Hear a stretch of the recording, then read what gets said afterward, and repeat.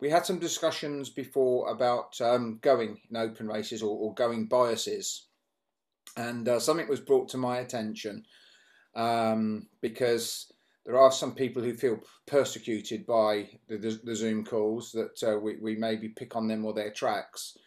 Um, there's a reference I would make. Somebody pointed out to me that where um, the tracks have the sole control over the going allowances and the going biases at their track, um, certainly inadvertently, they're battling the weather. They've been battling frost and various other elements. By definition, they put themselves under pressure where there is nothing at all sinister, there is nothing at all devious or wrong occurring. So just repeat that: there is nothing sinister or devious occurring. But if we have an example, something like the Golden Jacket final, where we had I don't know what the price the favourite was in one. Was it 2 to 5, or she was very very No, short? I don't think she was that short, but she was a good short favourite. Good short favourite, so whatever it was, 4 to 7, I think maybe. Now she got beat. I think anybody that saw the race saw that she walked away from the traps. She then ran into trouble at the first bend, which had been predicted when we Yeah, started the race. no, it was nothing to do with the track. But I see what you're saying. If she had got round and not run the race because of the going wasn't going on the inside, it could be perceived. So yeah, I can understand what you're saying there. Thankfully, she wasn't beat because of that. No, But it does leave people to be accountable for these things, doesn't it? it does, and the analogy that sort of came up was, if can you imagine if a bookmaker owned Epsom and the track was watered or not watered, as the case may be for the Derby, and the Derby favourite got beat because the going didn't suit it. Punters would be absolutely up in arms. Now, it's highly likely that the clerk of the course and the stewards have tried to do everything in their powers to make that racecourse as good as possible. But given the nature of punters and given the nature of big betting, sooner or later someone's going to start kicking off and going, this is wrong. So my point in the long term is, apart from saying for the welfare of the dogs, for GBGB to take more control over going and have more clout, it also suits or should suit the tracks that it's in their benefit that everything is seen to be above board. Well, it's still down to not having a track specialist within the GB.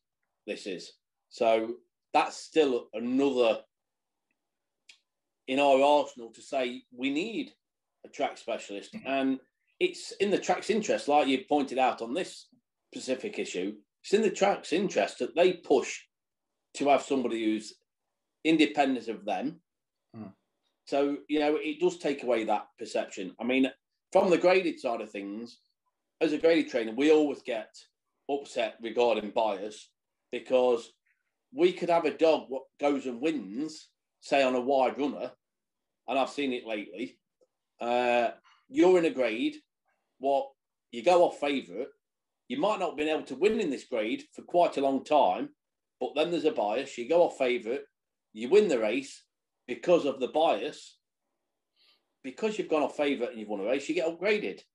Yeah. Well, the following week when the bias is gone, you think, well, I couldn't win that grade anyway, so now I'm up a grade. So what chance have I got? So it doesn't do the racing managers any good. It makes their job very difficult because if they don't upgrade a favourite, they're looking down on. So it makes it very tough for everybody within the sport that we don't want these biases. So we do want safe tracks, and I can understand if they're doing everything they can to make it a safe track, and part of getting that safe track causes a bias. But why does it cause a bias? If we're preparing this track level all the way across, where does the bias come from? So if tracks are drying out quicker on certain sides and not other sides, and we can't get water on because of the weather, why is the drainage set up that one side of it drains quicker than another or dries out quicker than another? So, we've done a lot of things with these tracks artificially, which then has a knock-on effect. So as much as people think they're very good at doing the jobs in certain areas, it might look good at the time, but further on down the line, they're not so good at the jobs what they're doing. That's how I look at it. Sure. In the olden days, tracks were set up a lot differently. The base of tracks and different things were all set up differently. And maybe because we had grass tracks, it never highlighted. You know, we only had really the sanded bends. We didn't probably get the issues what we're getting nowadays. So it could be down to that. So even though I'm one of them what always like to think it was better years ago, probably was better years ago, but there was reasons it were better years ago. And we didn't have the amount of racing what we have now, which is causes these issues. Yeah, I take your point. However, I mean, I think everybody in the industry used to look at Wimbledon as being a great track and fantastically prepared with a top groundsman. But at Wimbledon, let's face it, in the summer, you could be dealing a 40 spots difference between the first race and the fourth race. So even with an expert groundsman in there, it isn't an easy job, is it? No, because like you're saying, you're dealing with sand, not the grass, where the grass will hold the moisture a lot longer. And with the longer, you've not got so much change. But with the sand, especially with the drainage what you've got nowadays, it will go through like through butter. And it's so constant, it alters so quick, it's unbelievable. So, you know, you've got to be an expert at your job to keep these tracks.